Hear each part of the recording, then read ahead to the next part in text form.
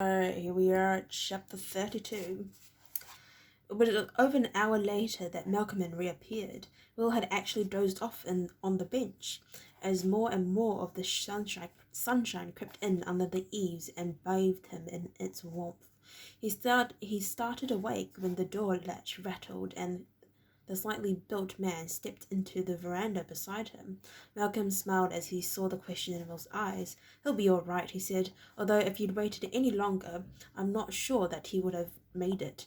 His servant is still with him, watching over him," he added. Will nodded. He would have expected that Xander would remain by his master's side until he recovered. "He was drugged then?" he asked. Malcolm nodded. Poisoned, more accurately. It's a particularly nasty drug called Coroco. It's very obscure, not listed in any of the major texts on hand and on herbs and poisons. It takes about a week to take effect, so it was probably slipped into Ormond's food or drink sometime in the last 10 days. One small dose will do the trick. Nothing happens for days, but then by the time you notice the symptoms, it's often too late. Oh my gosh. Yeah, this is stellar lighting for reading this book anyway. "How is it that the castle healers didn't know that?" Will asked. "As I said, it's very obscure. Most healers wouldn't have heard of it, and even if they had, they wouldn't know the antidote. But you did," Will said, and Malcolm smiled. "I'm not like most healers." "No, you're not, Will. What exactly are you, if I may ask?" Malcolm studied him for a few seconds before replying. Then he made a shooing gesture for Will to move up on the bench. "Make a little room there, and we'll talk about it," he said. He sat down next to Will and looked around the clearing. Toba was still playing with the dog, tossing a leather ball for her to fetch. Each time she retrieved it, she would bring it back and then drop her nose onto her front paws, the ball between them, her hindquarters high in the air, challenging him to take it from her. Most of the other inhabitants of Malcolm's little compound had disappeared while Will was asleep. A few of them were engaged in mundane everyday tasks, such as drawing water or sawing and stacking firewood. "So let's begin," Malcolm said. "What do you know about me?" "No," Will repeated. "Very little. I've heard the rumours, of course, that you're a sorcerer, the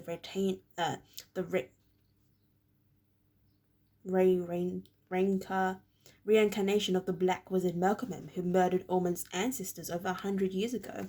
I've heard that your home is in Grimsdale Wood, and that the wood itself is home to strange apparitions and sights and sounds. I've seen and heard some of them myself." "Yes," Malcolm mused. "You visited my wood several nights ago, didn't you? And you weren't scared off by the dreadful night warrior." "I was terrified out of my wits," Will admitted. "But you came back." Will allowed himself a wry smile. "Not at night. By daylight. That was when we saw that the apparitions were caused by some kind of gigantic magic lantern show." Malcolm raised his eyebrows. "Very good," he said. "How did you work that out?" "Alice figured it. She found the burnt patches on the grass where your lantern had stood." "I take it Alice is the young lady who accompanied you the other day?" Malcolm asked. He frowned. "What's become of her?" "She's still in the castle," Will said. Malcolm raised his eyebrows. "You left her there?" Will frowned. "Not for long," he said. It was obviously a sore point with him, but Malcolm made a soothing gesture with his hand. "Time enough for that. She sounds like a remarkable young lady." "She is, but we were talking about you," Will pointed out, deciding that he had been sidetracked long enough. Malcolm smiled at him. "So we were. Well, as you seem to have guessed, I'm no sorcerer. I used to be a healer." His voice became wistful. "I was very good at it, as a matter of fact." He nodded once or twice as he thought about the past. I really enjoyed life then. I felt I was doing something worthwhile." What happened to change it?" Will asked. Malcolm sighed. "Someone died," he said. "He was a 15-year-old boy, a delightful young fellow everyone liked. He had a simple fever and his parents brought him to me. It was the sort of thing I had cured dozens of times. It should have been straightforward, except he didn't respond to the herbs I gave him. Worse, he reacted to them, and within a day he was dead." His voice quavered a little, and Will looked quickly at him. There was a single tear rolling down his cheek. He noticed Will's glance and looked at him, wiping the tear away with the cuff of his sleeve. It happens that way sometimes, you know. People can die for no apparent reason at all. And the villagers blamed you, Will said. Malcolm nodded. Not immediately. It began as a whispering campaign. There was another man who wanted to take my poison as healer, a position as healer. I'm sure he started it. He said I just had let the boy die. Gradually, I noticed that fewer and fewer people were coming to me. They were going to the new man. I assume he was charging them for his services. Malcolm nodded. Of course, I used to charge too. Even a healer has to eat, after all. Gradually the rumors got wilder and wilder, and if a person in the village died after seeing the other healer, he had a convenient excuse, as he'd said I cursed them. That's ridiculous, Will said. You don't mean to tell me people believed it? Malcolm shrugged. You'd be surprised what people will believe. Usually the bigger and the more improbable the lie, the more willing they are to believe it. It's often a case of, that's so outrageous, it must be true. Anyway, people started muttering whenever I passed them. I was getting black looks from all and sundry, and I decided that my own health might be improved if I left the village. I quietly disappeared one day and came into Grimsdale Wood. I lived in a tent for months while I built this house. I knew the locals would hesitate to follow me into the forest.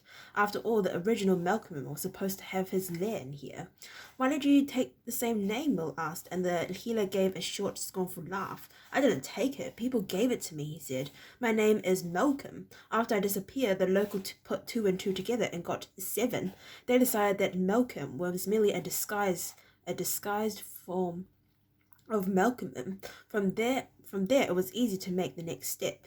I was the infamous sorcerer returned from the dead. I must say, I took advantage of the fact to protect myself. I set up the apparitions and tricks that you saw. If anyone did get up the nerve to come into Grimsdale, they quickly lost it when they saw my night warrior or heard my voices. How do you do the voices? Will asked. They seemed to come from all around me when I heard them. Malcolm smiled. Yes, it's a rather good effect, isn't it? It's done with a series of hollow tubes set among the trees. You speak into one end and the voice is carried to the other. There's a large trumpet-shaped bell at the end that amplifies the sound. We usually place that in a hollow part of the tree to conceal it. Luca there provides the voice. He indicated a man who was gathering kindling together at the far side of the clearing. His torso was massive, but the legs that supported it were short and malformed, so that he hobbled awkwardly when he walked. One shoulder was badly hunched, and the features of his face were twisted sideways. The man had grown a bushy beard and long hair in an unsuccessful attempt to conceal the deformity. He has the most wonderful voice, Malcolm continued. That barrel of a chest lets him produce a sound of tremendous force and timbre. He can project words with great clarity and volume through the system. Mind you, he isn't used to people answering back. You caused him a considerable deal of fright when you started waving that big knife of yours the other night. He caused me a lot more, I can tell you, Will said, studying the misshapen man. Tell me, where do these people come from? Luca and Toba and the rest. I assume you thought I created them, Malcolm said, a slightly bitter smile playing round his lips. Will shifted uncomfortably on the bench. Well, that thought did occur to me. As a matter of fact, he said. Malcolm's face grew sad. Yes, people occasionally see them and think the same thing. These are my deformed subjects, my creatures, my monsters. The truth is, they're rejects. Ordinarily people who aren't wanted in their own villages because they don't look ordinary. They look different, or sound different, or move different. Some are born that way, like Toba and Luca. Others are burned or scalded or disfigured in accidents, and people decide they just don't want them anymore, or want them around. How do they come to you? Will asked, and the healer shrugged. I go looking for them. Toba was the first. I found him by accident when he was 8 years old. That's 18 years ago now. He'd been driven out of his village because he had grown so big. They drove him into the forest to die. He tried to take his dog with him. It was his only friend in the world. It didn't care that he was ugly and deformed. It loved him because he loved it. Dogs are like that. They're very judgmental. What happened to the dog? Will asked. He thought he knew the answer. It tried to defend him, of course, and one of the villagers killed it. Tobo carried it into the forest, and they finally gave up the chase. He was nursing its body and crying when I found him. We buried the dog together, and I brought him back here. Then, over the years, more and more of those people joined us. We'd seen them drive out of the village. We'd see them driven out of the villages, and we'd collect them and bring them here. Sometimes they needed the sort of treatment that I could give them, and with herbs and potions. At other times they needed a different kind of healing, which you are giving them. Will asked, and Malcolm nodded. I try. Often it's enough for them to know they belong somewhere, that there are other people who don't judge them by the way they look. Mind you, it takes time. It's a lot easier to heal an injured body than a damaged soul. Oh my gosh. Will shook his head as he'd considered the story. So for nearly 20 years you've been looking after people like this, and you're still regarded as a black magician. Malcolm shrugged. Partly my fault, I suppose. I created the illusions to keep people out. But in the past year, somebody else seems to have realized he could turn the Malcolm and fable to his own advantage. Karen, Mill said, and Malcolm nodded. It would appear so. The question is, what does he hope to achieve from it all? As soon as I find out, Will said grimly, I'll be sure to let you know. Alright, I'd like to thank you very much for listening to read up to chapter 32. If you'd like to listen to me read chapter 33, then please stay put and hope I'll see you next time. Bye-bye.